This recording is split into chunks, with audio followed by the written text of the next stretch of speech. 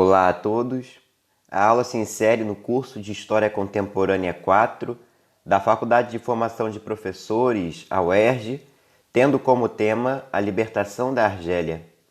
Veremos nessa aula sobre o processo de ocupação e colonização francesa na Argélia e, em seguida, as lutas pela independência. Gostaria de desde já pedir desculpa acerca de algumas pronúncias de nomes, que às vezes não estejamos habituados de falar, mas fique aí a cargo de quem me escuta. Antes, porém, de fazermos essas abordagens, mostraremos o cenário da atual geopolítica da Argélia, localizada no norte da África, tendo como capital Argel, tipo de governo república presidencialista, idioma o árabe e tendo como população 42,5 milhões de habitantes, e sendo desses 90% são muçulmanos. E o contexto histórico da colonização europeia começa a partir do século XIX, quando os grandes impérios europeus eles começam aquele processo das revoluções industriais e um grande crescimento, e eles olham para a sua realidade e veem: nós precisamos de novos espaços de mercado e de circulação de capital.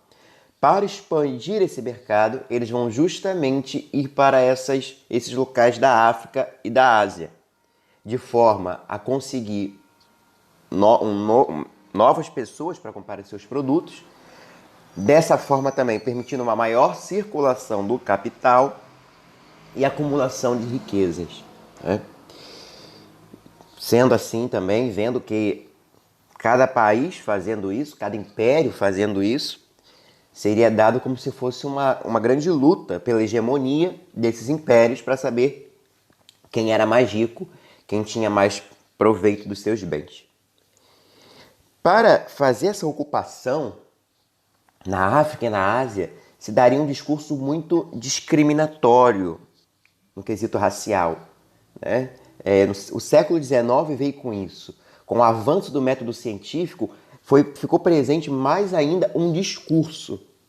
Esse discurso não é mais como aconteceu na expansão marítima, envolvendo meramente a religião, mas agora era um discurso voltado para a ciência. Nós estamos à frente de vocês. Por exemplo, tinha a questão de o tamanho do cérebro, às vezes, definir quem é mais inteligente, quem não é. No processo de colonização aqui do Brasil, foi muito intenso isso. Achava que os africanos não tinham muita inteligência porque tinham cérebro menor. Então, esse discurso foi muito latente para fundamentar essas ocupações. E uma curiosidade que a África foi sobretudo dividida, na maioria das vezes, pela França e Inglaterra. Sobre o processo de colonização, depois já da ocupação, a Argélia foi tomada, das mãos dos turco-otomanos, porque já tinha um certo desinteresse por parte deles, e ela começou a ser colonizada por colonos franceses. Só que essa colonização era meramente para extrair as riquezas e mandar para a metrópole. Em tudo foi isso. Pega as riquezas e manda para a metrópole. Isso acontece em praticamente todos os países que passam pelo processo de colonização. Praticamente todos os países era para a apropriação de riquezas. Até que se é assinado a Lei de Varnier. O que significa isso?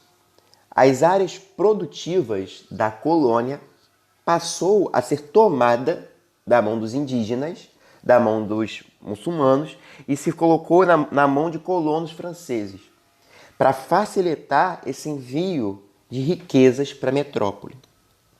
Isso gerou muita revolta, porque os indígenas e os muçulmanos e a população local começou a ficar somente com a parte não produtiva do país. E isso gerou muita revolta, até que a França colocou o Código dos Indígenas, que falava que toda forma de ir contra essa ordem que estava sendo estabelecida na Argélia deveria ser reprimida com a força armada. Então começa esse processo de opressão sobre os habitantes da colônia, né? E aqui eu tenho uma frase, né, Yazbek, que fala: os colonialistas desestruturavam a sociedade e operavam no sentido de construir outra moldada em função de interesses próprios, construir a metrópole.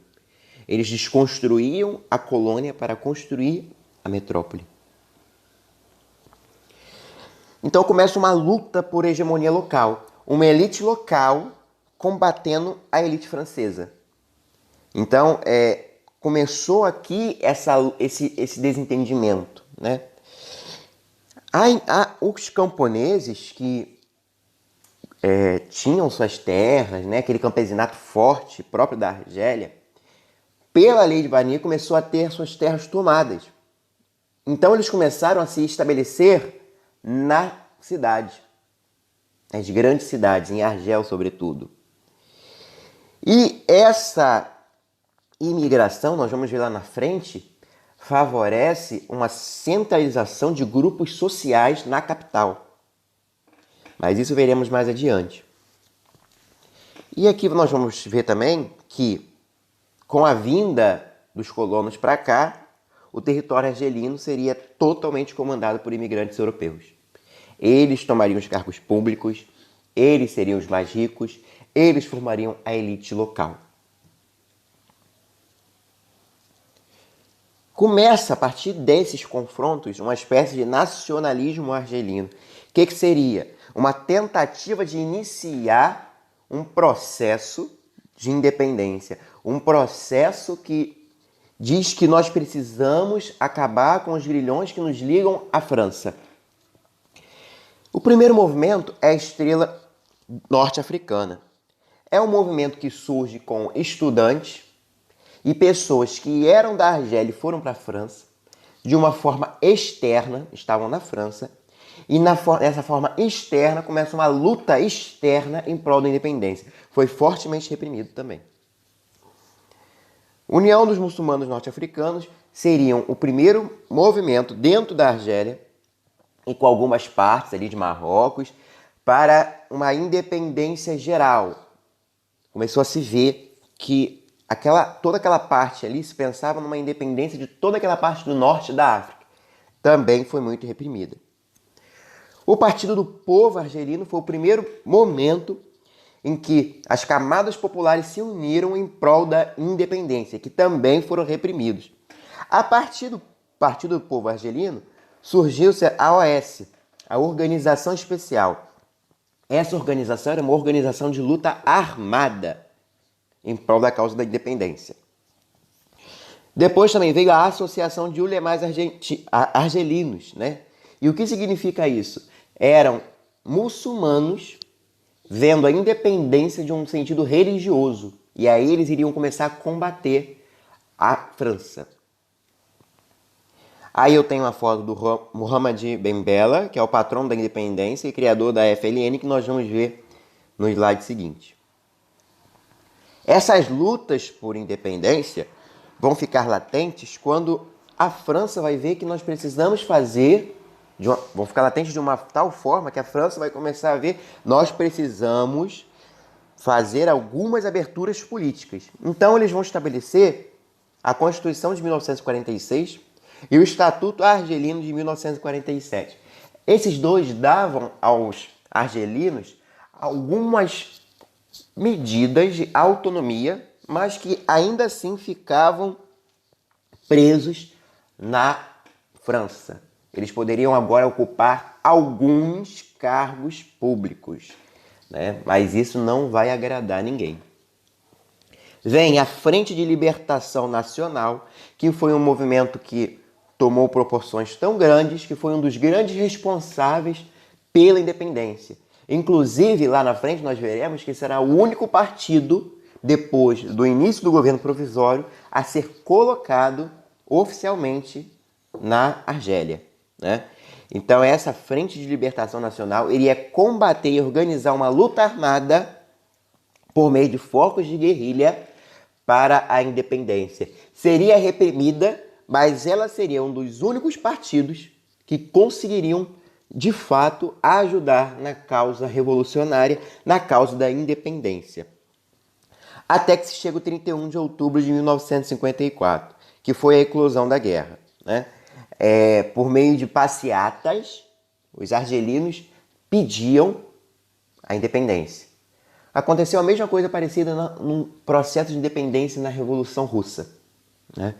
Eles pediram uma forma de protesto, né, pacífico, e foram fortemente reprimidos. E assim, com essa repressão começou de fato a luta armada. Aí não teria mais jeito. Aí eles partiram para as armas. A Argélia ficou um caos. A Argel foi destruída praticamente. Então a França vai começar a ter algumas tentativas de negociações para evitar continuar esse confronto, né? Sobretudo com nacionalistas moderados, mas não vai dar certo também. E nesse momento se dá uma rede de solidariedade muito forte de partidos socialistas em prol de causas revolucionárias de cada país. Porque cada país precisaria passar por uma revolução para se livrar dos grilhões que o escravizam e continuar num processo de revolução socialista. Isso se dava em diversos países. Na Rússia se deu, agora na Argélia estava se dando. Então, esse era um pensamento de primeiro uma revolução particular para depois uma revolução mundial. Até que se deu também o sequestro de 1956 de pessoas que estavam à frente da causa da independência, mas que foram sequestrados. E aí, mais uma vez, tem um confronto muito grande entre os argelinos e franceses. O 5 de julho de 1962 marca a grande independência, né? Tem na França a Quinta República, com Charles de Gaulle, e Charles de Gaulle ele vai propor uma frente argelina francesa, ou seja, combater a independência por meio do exército francês.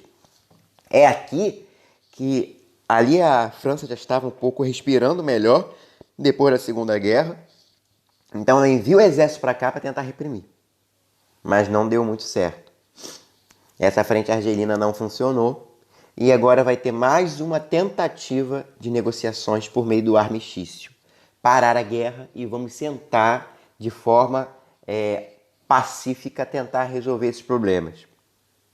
Então, a nação argelina é convocada para o plebiscito de 1º de julho. Esse plebiscito consultava a população acerca da revolução, da independência. Querem ou não querem passar pelo processo de independência? E 6 milhões de votos favoráveis à independência. Contra 90 mil, em média, que votaram contra, né?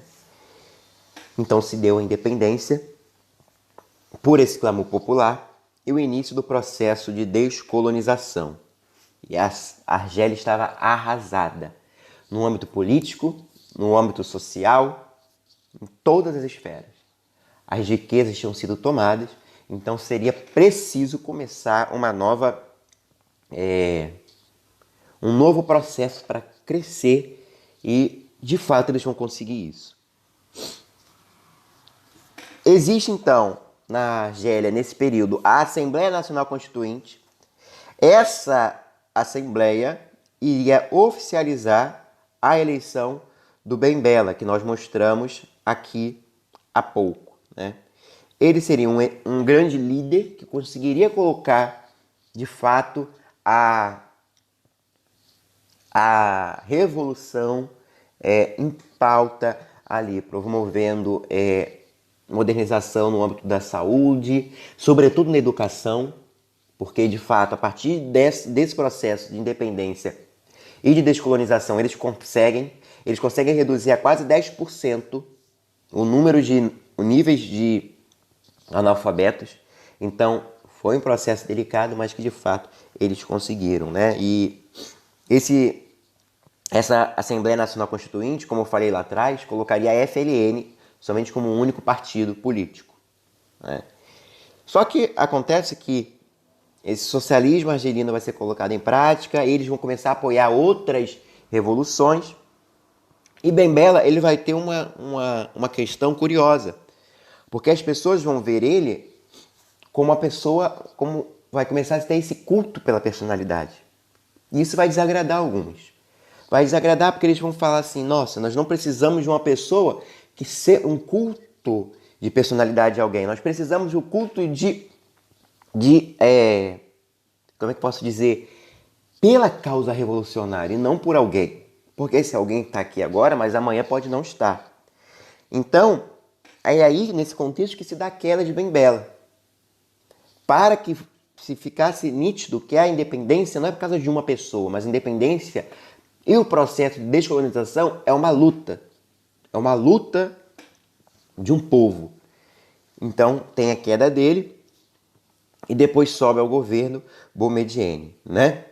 Que de fato iria também conseguir colocar algumas coisas, os pontos, né, nos is em algumas questões, mas que não iria conseguir ainda no primeiro momento colocar o ponto cerne da revolução, que era a reforma agrária. Tentar diminuir essa concentração de terras nas mãos de poucos, né, de forma a garantir a subsistência de muitos, né? Então agradeço a oportunidade e tenham um bom dia. Espero que possa ter contribuído com os estudos em relação ao curso.